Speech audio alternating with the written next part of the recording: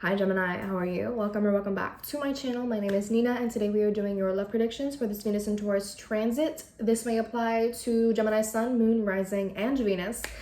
And keep in mind that this is a general reading. It might not apply to everyone and that is okay. Take what resonates with you and leave the rest that doesn't. Also, I want to disclaim very quickly that these love predictions are not strictly for romantic love. It can relate to any form of love, you know, to your any sort of interpersonal relationship that you might have, whether it's a friendship, you know, a romantic relationship, like hooking up, I don't know, whatever it is, right?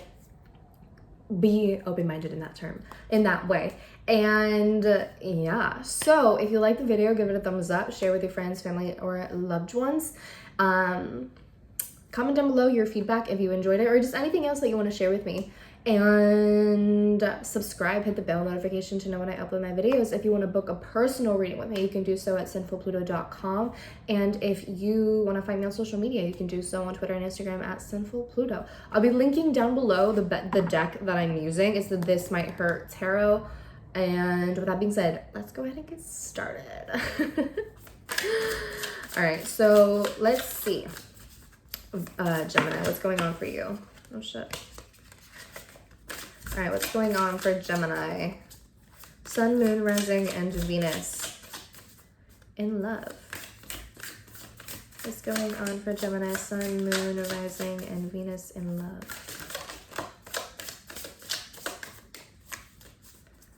What's going on for Gemini, Sun, Moon, Rising, and Venus in love? All right, two cards. Two quartz. All right, we have the Seven of Swords reversed, Four of Pentacles reversed. Okay. The Knight of Wands. We have the Sun. I've been getting the Sun in all these readings today. We have the Six of Cups. Seven of Cups reversed. Bottom of the deck is the Seven of Pentacles. So this is the overall energy of the spread for you. Seven of Pentacles upright. So Seven of Pentacles has a lot to do with patience, focusing a lot on your long-term goals rather than what is instantly gratifying. Seven of Pentacles talks to you about being consistent in your work and in your effort rather than kind of being up and down about everything and giving up whenever you don't get instant results, giving up whenever you don't get what you want immediately. Seven of Pentacles is saying for you to, it's saying basically like if you want to earn whatever it is that you desire, you have to work for it. Whatever that, you know, however the way that might mean it to you. So we have the Seven of Swords reversed. Seven of Swords reversed. So normally I would read the Seven of Swords reversed as having some sort of strategy or needing some sort of strategy. Needing to think ahead rather than overestimating oneself. The Seven of Swords reversed can also be read as not being completely honest with oneself or with others. The Seven of Swords kind of asks you to be honest with yourself, be honest with your intentions about something, and ask yourself, you know, am I deceiving myself in some way? Am I trying to convince myself of something? Am I trying to convince myself of some sort of illusion so as to avoid reality in some way? Okay. Four of Pentacles reversed. This reads as someone being greedy, someone hoarding something, someone clinging onto a false sense of security, like having a very strong attachment to something, which is really interesting. And we have the Six of Cups here, right? So for some of you, it could be a strong attachment to the past or to that which is familiar or comfortable to you. For some of you, it could be that you have been kind of like, maybe some of you have been stuck in some sort of rut, right? Or maybe also you might be dealing with a Leo. But it could be that you have found yourself stuck in a rut, or clinging onto the past in some way, or clinging onto a memory, clinging onto something that doesn't really serve you anymore, or something that maybe it makes you happy temporarily, but it doesn't fill the void anymore. It doesn't make things better for the long term, if that kind of makes sense. And with the Four of Pentacles reversed, this can also signify someone who's being very stubborn, maybe someone who is stuck in their ways, stuck in certain patterns. You know what I'm saying? Stuck in certain patterns, not wanting to give up on something, wanting to keep something to oneself, hoarding it, being a little bit greedy, being a little bit of a, is it miser or miser? Four of Pentacles reversed is a lack of generosity. It could also be you feeling as though you don't have enough. Four of Pentacles reversed could be that. Maybe, Gemini, you might be finding yourself in a situation where you feel that you don't have enough, and you might be trying to get more and more and more of this thing, hoping to fill the void, but it only works for so long before you go out and look for more, right, to fill that void, because that void is constantly, it's consistently just like it's not being filled, because it's all temporary fulfillment here. And so with this Knight of Wands, it seems that you might need to go out and explore and do things differently, to get out of your comfort zone, to get out of whatever rut you might be in, to open yourself to new experiences, to open yourself up to adventure, to do like new and different things, in order for you to realize that, you know, you don't have to continue this journey of like continuously trying to fill a void that is just unfillable. And it also seems that with this Four of Pentacles reverse, that you might need to address, okay, there's a void that I have and I continue trying to fill it. What is the void? What is the void that I'm trying to fill? What is this missing part of myself that I have to fill? What is this vulnerable part of myself that I keep on trying to cover up with material things, or with people, or with jobs, or with validation from other people, external validation? What is it that I'm trying to hide? What is it that I'm trying to fill? What is the root of it all? Is what it seems that Spirit is kind of asking of you.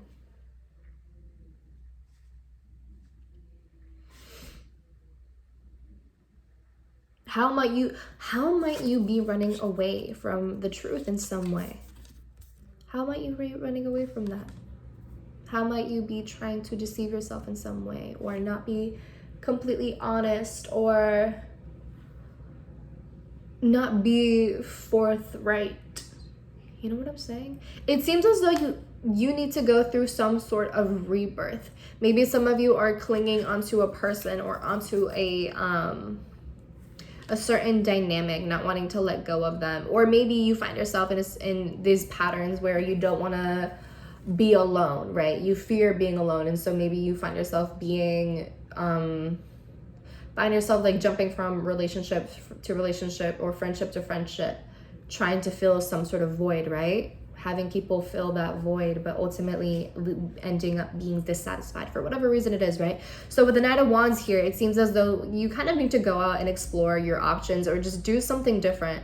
Find adventure in some way, so that you can grow out of this rut, out of this feeling of being stuck, so that you can have new experiences and expose yourself to different things. And also maybe through this experience, through this adventure, you learn how to let go of the things that you are clinging onto so much and so strongly to.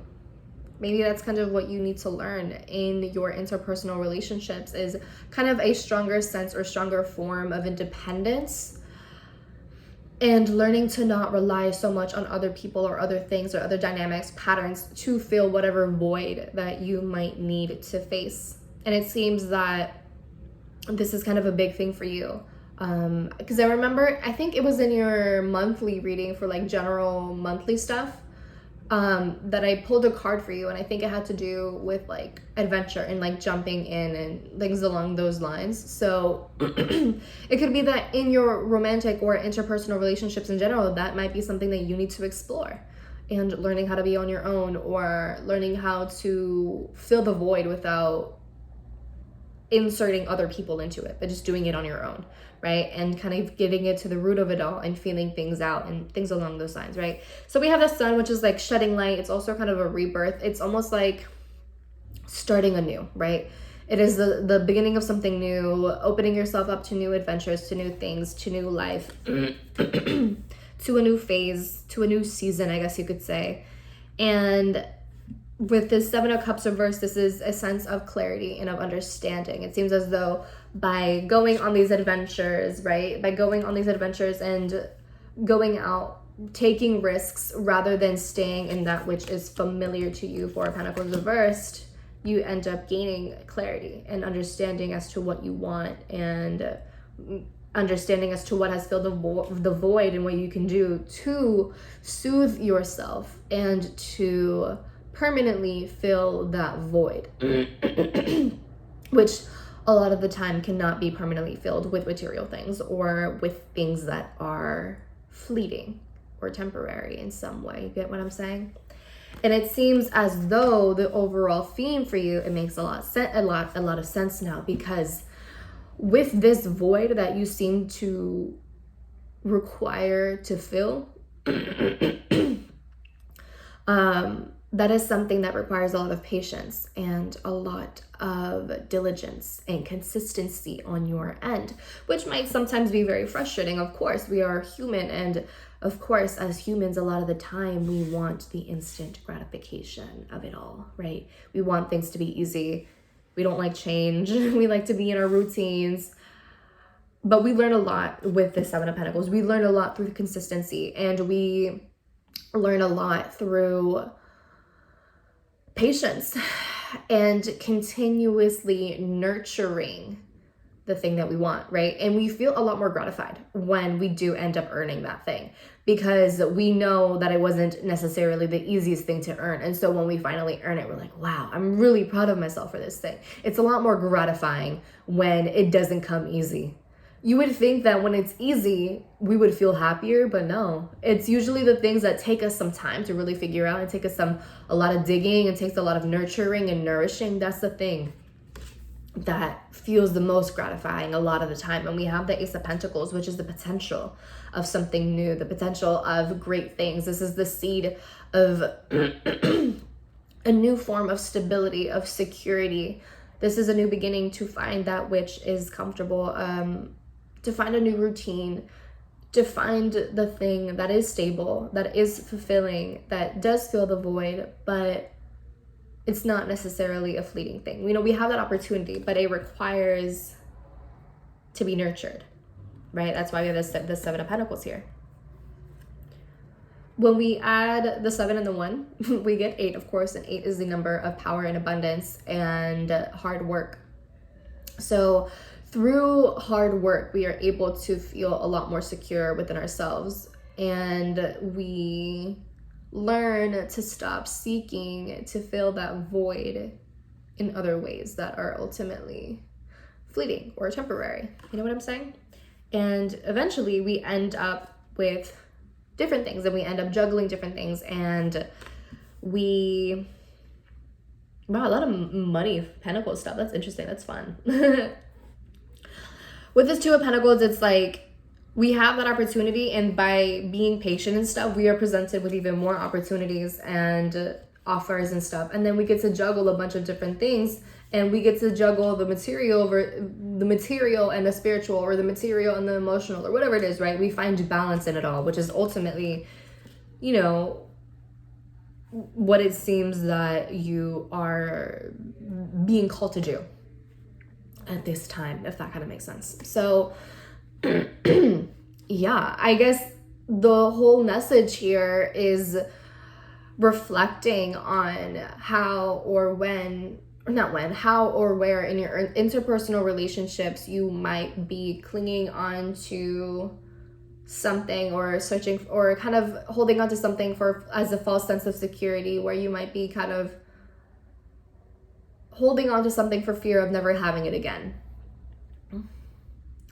and learning to let go of that and allowing yourself to take risks within your interpersonal relationships, or even learning to just be independent and be your own person rather than like over relying on or over depending on these dynamics or these patterns or whatever the case might be. You know what I'm saying? So that's what I have for you, Gemini. It's kind of like very philosophical rather than like day-to-day sort of things, but I hope that this was helpful for you in some way, Gemini. And with that being said, I'll talk to you later. Bye.